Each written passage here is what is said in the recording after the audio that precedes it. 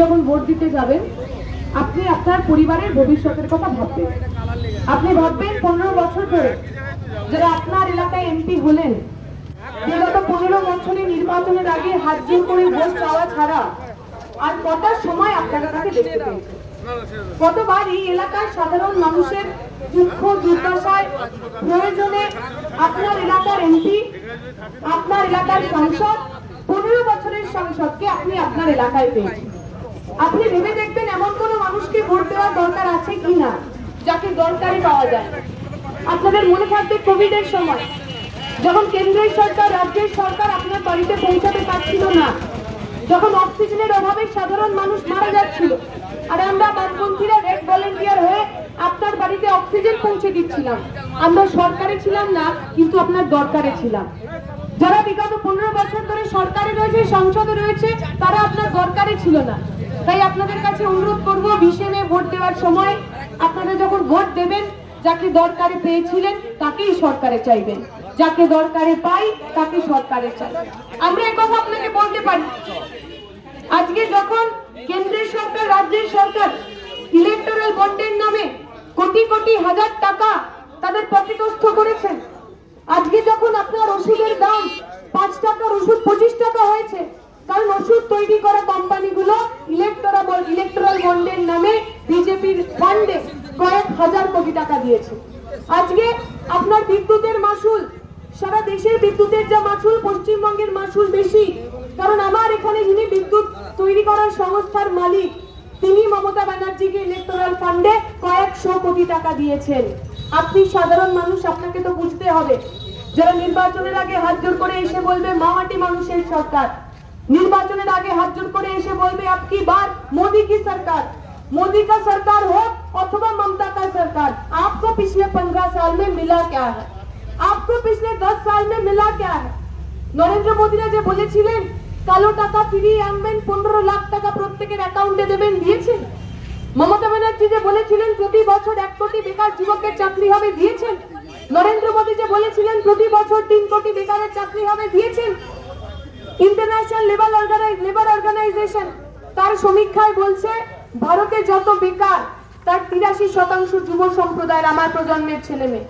আপনি দেখছেন আপনার চোখের সামনে এসএসসি, টেট, বিএড পাস করে ছেলে মেয়েগুলো রাস্তায় বসে আছে, চাকরি পাচ্ছে না। আর অনুব্রত মণ্ডলের টিকটক করা মেয়ে, পরেশ অধিকারীর ফেল করা মেয়ে, এরা আপনার স্কুলে দিদিমণি মাস্টারমশাই হয়ে যাচ্ছে। তাদের হাতে আপনার বাচ্চাকে ছেড়ে দিচ্ছে, তাদের হাতে আপনার ভবিষ্যৎকে ছেড়ে দিচ্ছে। আপনার পরিবারের ছেলে মেয়েটা পড়াশোনা করে চাকরি পাবে না, 2014 সালে টেট পাস করে 2024-এ চাকরি পাবে না। আর অযোগ্য লোকেরা কোটি কোটি লাখ লাখ টাকা ঘুষ দিয়ে সেই চাকরি পাবে। পার্থ চট্টোপাধ্যায় শিক্ষা দপ্তরের মন্ত্রী ছিলেন, 50 কোটি টাকার ঘুষ পেয়েছেন, বান্ধবীর খাটের তলায় সেই টাকা পাওয়া গেছে। লজ্জা হবে না আমাদের?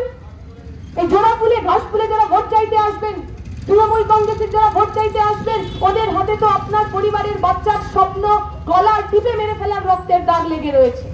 ওরা তো আপনার পরিবারের ভবিষ্যৎগুলোকে বিক্রি করে দিয়েছে, আজকে আপনার কাছে এসে ভোট চাইতে আসবে। বিজেপি বলছে তৃণমূলকে হারাতে গেলে, তৃণমূলকে টাইট দিতে গেলে নাকি বিজেপিকে ভোট করতে হবে। তৃণমূলের দুর্নীতিবাজ নেতাকে জেলের মধ্যে ঢোকাতে হলে নাকি বিজেপিকে ভোট করতে হবে। বিজেপির নেতাদের জিজ্ঞেস করবেন কতগুলো তৃণমূলের নেতাকে জেলে ঢুকিয়েছেন আর কতগুলো তৃণমূলের নেতাকে বিজেপিতে ঢুকিয়েছেন। আমরা দেখলাম সকালবেলা তাপস চৌধুরীর বাড়িতে ইডি গেল, তার 1 সপ্তাহ পর তাপস বাবু বললেন উনি আর তৃণমূলে নেই, উনি বিজেপিতে চলে এলেন। আর পরদিন সকালবেলা ওনাকে বিজেপির ওই এমপি সিটের টিকিট দিয়ে দেওয়া হলো। তাহলে যিনি দুর্নীতি করেন, যিনি তৃণমূলের টাকা খেলেন, যিনি তৃণমূলে চুরি করলেন, বিজেপি জয়েন করার সঙ্গে সঙ্গে তার সমস্ত পাপ ধুয়ে গেল। ওয়াশিং মেশিন নাকি বিজেপি? একদিক থেকে চোর ঢোকে আর একদিক থেকে সাধু পুরুষ বের হয়। শুভেন্দু অধিকারীকে দেখেননি আপনারা হাত পেতে টাকা নিতে? যেই বিজেপি জয়েন করলো ভিডিও ডিলিট হয়ে গেল, ও তখন মহান মানুষ হয়ে গেল। দেখছেন না আপনারা সন্দেশখালীতে কি হয়েছে? শেখ শাহজাহান, উত্তম সর্দার, শিবু সর্দাররা কি করেছে মা বোনেদের সঙ্গে? রাত্রি 1টা-1:30টার সময় পিঠে বানানোর নাম করে মহিলাদের পার্টি অফিসে নিয়ে গিয়ে দিনের পর দিন ধর্ষণ করেছে। এলাকার মরদদের কারোর সাহস হয়নি পুলিশ স্টেশনে গিয়ে কমপ্লেন করার। কমপ্লেন করলে বাড়ি জ্বালিয়ে দেওয়া হবে, কমপ্লেন করলে জানে মেরে দেওয়া হবে। তৃণমূল বলবে মামাটি মানুষের সরকার, তৃণমূল বলবে মহিলাদের সম্মানের কথা। ওদিকে আবার বিজেপি যারা বলছে সন্দেশখালীর যদি বিচার চাইতে হয় তাহলে নাকি বিজেপিকে ভোট করতে হবে। আমি কথা দিয়ে গেলাম যদি কালকের দিনে দাঁড়িয়ে ওই শাহজাহান উত্তম শিবুরা বিজেপি জয়েন করে, দেখবেন ওই বিজেপি ওদেরকেও মহান বানিয়ে দিয়েছে, ওদেরকেও নেতা বানিয়ে দিয়েছে, ওদেরকেও এমএলএ এমপি বানিয়ে দিয়েছে। আমার এক বন্ধু বলছিল যে তৃণমূল বিজেপি আসলে গান্ধীবাদী। এলাম গান্ধীবাদী মানে কি, ওরা গান্ধীজির আদর্শ ফলো করে? আমি তো দেখিনি ওদের খুব অহিংসা ফলো করতে। বলছে না না, এই গান্ধীবাদী সেই গান্ধীবাদী না, এই গান্ধী মানে নোটের ওপর যে গান্ধী থাকে সেই গান্ধীবাদী। যেদিকে নোট বেশি, যেদিকে গান্ধী বেশি, সেদিকে তৃণমূল বেশি। আবার যখন গান্ধী আর নোট বিজেপির দিকে চলে যাবে, তখন বিজেপির নেতারা, ওই তৃণমূলের নেতারা বিজেপিতে চলে যাবে। তাই তারা টাকা কামানোর জন্য আমার আপনার পকেটের টাকা মেরে যারা নিজের সম্পত্তি বানায়, আমার আপনার ভবিষ্যৎকে গলা টিপে মেরে যারা নিজের অট্টালিকা বানিয়েছে। আপনার আশেপাশে গ্রামের লোকজন আপনারা দেখেছেন, কাউন্সিলর ছিল, পঞ্চায়েতের সদস্য ছিল, তারা আগে পর্যন্ত ভাঙা সাইকেল নিয়ে ঘুরে বেড়াতো। পঞ্চায়েত সদস্য হবার পর জানি না কি এমন খুলজা সিমসিম গুপ্তধনের খোঁজ পেয়েছে, 5 তলা 7 তলা বাড়ি, 4-5টা গাড়ি হাতিয়ে নিয়েছে। আমরা বলছি রাজনীতিতে এই কামিয়ে খাওয়ার এই যে পন্থা, এই যে সিস্টেম তৈরি হয়েছে, এই সিস্টেমকে বদলাতে হবে। আপনি যদি চান আপনার পরিবারের ছেলেটা মেয়েটা চাকরি পাক, আপনি তৃণমূল করুন, বিজেপি করুন, কংগ্রেস করুন, যে রাজনীতি করুন না কেন, আপনার ছেলে মেয়ের ভবিষ্যতের দিকে তাকিয়ে, ওদের মুখের দিকে তাকিয়ে ভোট করতে যাবেন। আমরা বলতে পারি আমরা যে আন্দোলনে ছিলাম, আমরা যে লড়াইয়ে ছিলাম, সেটা আপনার পরিবারের ছেলে মেয়ের চাকরি পাওয়ানোর লড়াই। কমরেড মনজুর মির্জা যে আন্দোলনে খুন হয়েছিলেন, সেটা আপনার পরিবারের ছেলে মেয়ের চাকরি পাওয়ানোর লড়াই। কমরেড সুদীপ্ত গুপ্ত যে আন্দোলনে খুন হয়েছিলেন, সেটা আপনার পরিবারের ছেলে মেয়ের পড়াশোনা করানোর লড়াই। আপনাকে পক্ষ নিতে হবে।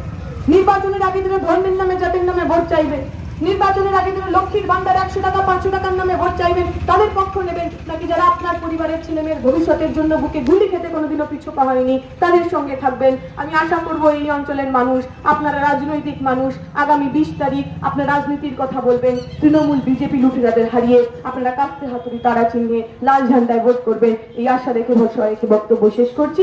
শুকরিয়া, ইনকলাব জিন্দাবাদ।